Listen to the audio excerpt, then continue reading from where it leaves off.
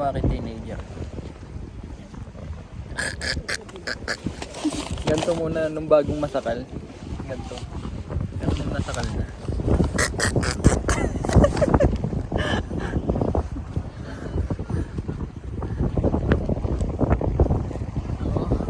Ganda ng place. Ito na yung ano natin, last destination natin ngayon. Kasi pag pupunta dito sa Corfu, madaming magandang puntahan, mga island talaga, mga parang mga beach. Kaso yung problema, walang bus. Kailangan mo mag-rent ng car or ang tawag ng motor. May bus naman.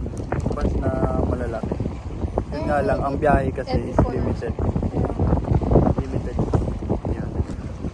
Kung nakabakasyon talaga tayo, magagawa natin yung mga ganun.